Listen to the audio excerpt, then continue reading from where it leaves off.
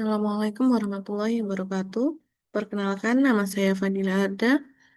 Pada video ini, saya akan menjelaskan jawaban ujian akhir semester mata kuliah Akuntansi Keuangan Lanjutan 1, khususnya mengenai transaksi antar perusahaan dan penyusunan laporan keuangan konsolidasi. Pada soal pertama, saya akan menjelaskan transaksi persediaan antar perusahaan antara Palpatin Company sebagai perusahaan induk dan Kilo Company sebagai anak perusahaan. Kemudian, pada soal 2, saya akan menjelaskan transfer antar perusahaan berupa aset tidak lancar, yaitu tanah dan peralatan antara Raja Darmawan Corp. Sebagai induk perusahaan dan Genroko sebagai anak perusahaan. Soal pertama, transaksi persediaan antar perusahaan. Pada soal 1, Palpatin Company memperoleh 80% saham Kilo Company pada tanggal 1 Januari 2000X3 dengan harga $400.000. Pada tanggal akuisisi, Kilo memiliki common stock sebesar $200.000 dan return earning sebesar $175.000. Selisih nilai tersebut kemudian dialokasikan ke equipment dan paten. Equipment memiliki nilai wajar $60.000 lebih tinggi dari nilai bukunya dengan sisa umur manfaat 5 tahun. Sedangkan paten memiliki nilai wajar $45.000 lebih tinggi dengan sisa umur manfaat 10 tahun. Data tersebut menjadi dasar dalam penyusunan jurnal eliminasi konsolidasi. Transaksi upstream persediaan tahun 2000X3. Transaksi pertama adalah transaksi upstream, yaitu penjualan yang dilakukan oleh induk perusahaan, anak perusahaan kepada induk perusahaan. Pada 11 Desember 2000X3, Kilo memberi persediaan $64.000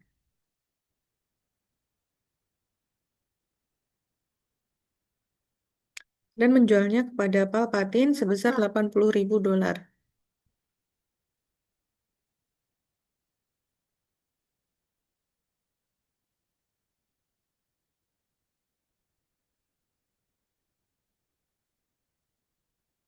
Jadi laba kotor yang diperoleh Kilo adalah 80.000 dikurangi 64.000 sehingga menghasilkan laba $16.000.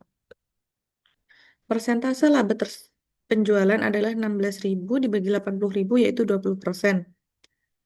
Pada tahun 2000X4, Palpatin menjual kembali persediaan tersebut kepada pihak eksternal sebesar $44.000 dan masih memiliki sisa persediaan sebesar $36.000 pada akhir tahun. Karena persediaan $36.000 masih berada dalam grup dan belum dijual kepada pihak eksternal, maka terdapat laba yang belum terrealisasi sebesar $7.200. Pada saat konsolidasi, laba yang belum terrealisasi harus dieliminasi. Selanjutnya, pada tahun 2000X4, Kilo kembali menjual persediaan kepada Palpatin. Harga perolehan persediaan adalah $75.000 dan dijual kepada Palpatin sebesar $120.000. Dengan demikian, laba kotor yang diperoleh Kilo adalah $45.000. Didapatkan persentase laba 37,5%. Kemudian, Palpatin menjual kembali sebagai persediaan kepada pihak eksternal dan masih memiliki persediaan $40.000 pada akhir tahun. Dengan laba yang belum terrealisasi adalah $15.000. Yang ketiga, transaksi dengan downstream. Terdapat transaksi downstream yaitu penjualan dari perusahaan induk kepada anak perusahaan pada tanggal 10 Maret 2000X4. Palpatin menjual persediaan kepada Kilo sebesar $17.500. Sedangkan harga perolehan persediaan tersebut adalah $8.750. Sehingga keuntungannya adalah $8.750 atau 50%. Kemudian Kilo menjual kembali sebagian persediaan dan didapatkan unrealized profit ending inventory 3.750. Selanjutnya, saya melakukan perhitungan equity in subsidiary income atau AC. Laba bersih Kilo tahun 2000 X4 adalah $15.000. Kemudian dilakukan beberapa penyesuaian seperti pada tabel. Setelah perhitungan penyesuaian tersebut, nilai AC yang digunakan dalam jawaban adalah $70.090.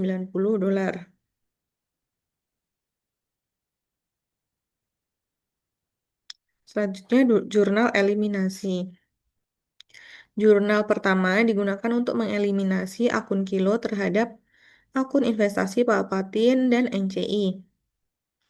Common stock Kilo sebesar $200.000 dan retained earning sebesar $175.000 dieliminasi bersama dengan difference sebesar $125.000. Difference tersebut dialokasikan ke equipment sebesar $60.000, paten $45.000, dan goodwill sebesar $20.000. Selanjutnya dilakukan eliminasi atas depreciation expense dan amortization expense yang berasal dari selisih nilai wajar tersebut. Untuk equipment, penyesuaian depresiasi dilakukan sebesar $12.000, sedangkan untuk paten diamortisasi sebesar $4.500.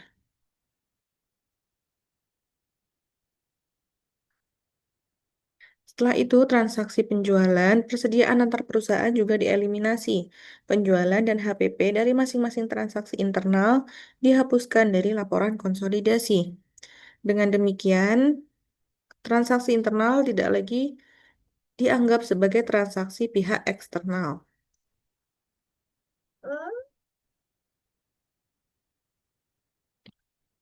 Selanjutnya adalah transfer aset tidak lancar antar perusahaan. Dalam soal ini, Raja Darmawan Corp memiliki 70% saham Genroko yang diperoleh pada 1 Januari 2025 dengan harga $280.000. Nilai wajar kepentingan non-pengendali adalah $120.000. Pada soal ini terdapat dua transaksi aset tidak lancar, yaitu transaksi penjualan tanah dan penjualan peralatan. Transaksi penjualan tanah pada 31 Maret 2030, Raja Darmawan menjual tanah kepada Jen Roko. Harga perolehan tanah $50.000, sedangkan harga jualnya $60.000. Maka keuntungan tanah adalah $10.000. Namun, karena transaksi ini merupakan transaksi antar perusahaan, keuntungan belum dianggap sebagai keuntungan yang direalisasikan dari sudut pandang grup selama tanah tersebut masih dalam kelompok perusahaan. Oleh karena itu, keuntungan sebesar $10.000 harus dieliminasi dalam laporan keuangan konsolidasi. Karena transaksi ini merupakan downstream, maka dampak keuntungan tersebut menjadi bagian induk dan tidak dialokasikan kepada NCI.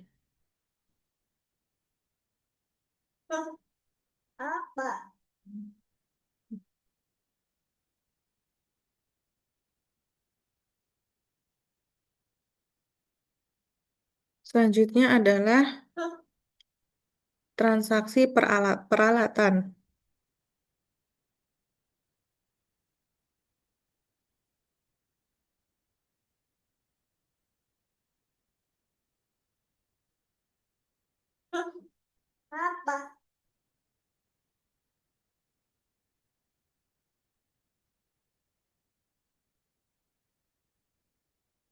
Jen Rokok menjual peralatan kepada Darmawan pada 30 Desember 2029.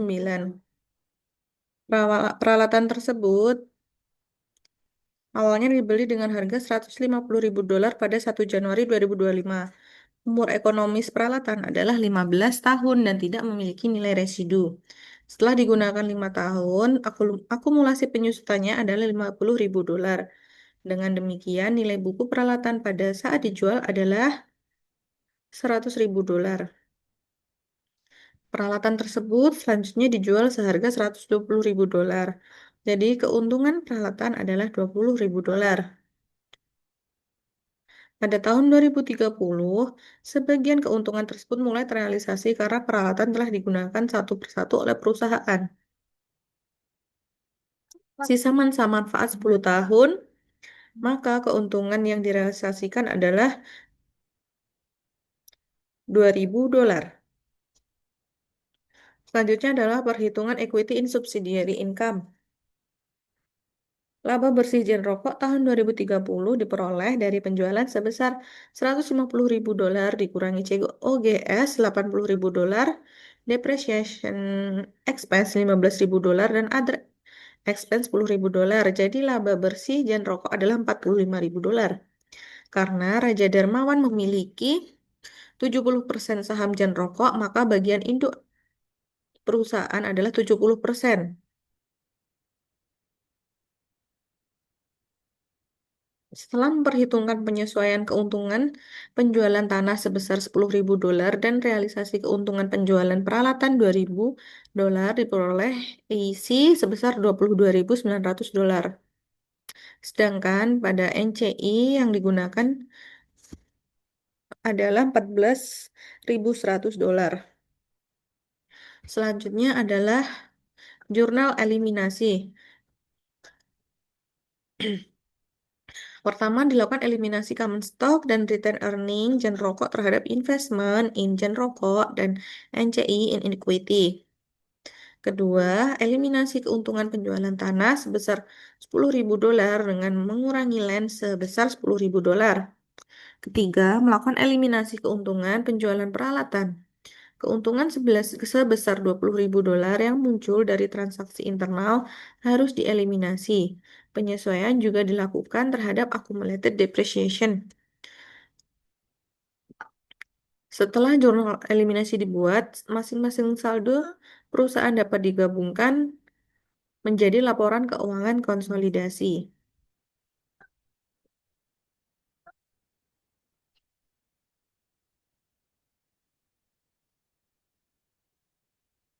Selanjutnya adalah review jurnal yang berjudul Eliminasi Transaksi Antar Perusahaan dalam Konsolidasi setelah tanggal akuisisi, tantangan, dan implikasi yang ditulis oleh M. Masrukan, Ahmad Aulia, Nisa Nurfala, dan Abdullah Hasan pada Jurnal Merdeka, Jurnal Impiah Multidisiplin. Secara umum, jurnal ini membahas pentingnya eliminasi transaksi antar perusahaan dalam penyusunan laporan keuangan konsolidasi setelah tanggal akuisisi. Inti dari jurnal tersebut adalah bahwa induk perusahaan dan anak perusahaan harus dipandang sebagai satu kesatuan ekonomi. Oleh karena itu, transaksi yang terjadi antar perusahaan dalam satu kelompok sebenarnya merupakan transaksi internal. Jika transaksi tersebut menghasilkan laba yang belum direalisasi kepada pihak eksternal, maka laba harus dieliminasi dalam laporan konsolidasi. Menurut saya, terdapat beberapa tantangan dalam proses eliminasi transaksi antar perusahaan. Yang pertama adalah mengidentifikasi transaksi antar entitas dalam satu grup. Yang kedua, adanya perbedaan kebijakan akuntansi antar perusahaan. Yang ketiga, struktur kepemilikan yang berbeda. Yang keempat adalah menentukan apakah laba atau rugi dan transaksi internal sudah terrealisasi atau belum. Dan yang kelima, memastikan bahwa eliminasi tidak menyebabkan laporan keuangan konsolidasi menjadi salah saji. Kesimpulannya, dari seluruh soal, Dapat dipahami bahwa eliminasi transaksi antar perusahaan merupakan bagian penting dalam penyusunan laporan keuangan konsolidasi. Walaupun transaksi tersebut telah dicatat secara sah oleh masing-masing perusahaan, transaksi internal tidak boleh membuat laporan konsolidasi seolah-olah grup telah memperoleh laba dari pihak eksternal. Oleh karena itu, laba atau rugi yang belum terrealisasi dari transaksi persediaan maupun transfer aset harus dieliminasi. Tujuan akhir dari proses konsolidasi adalah menghasilkan laporan keuangan yang menggambarkan perusahaan induk dan anak perusahaan sebagai satu kesatuan ekonomi secara wajar dan tidak mengalami distorsi akibat transaksi internal. Demikian penjelasan saya mengenai jawaban ujian akhir semester akuntansi keuangan lanjutan 1. Terima kasih atas perhatian Ibu. Wassalamualaikum warahmatullahi wabarakatuh.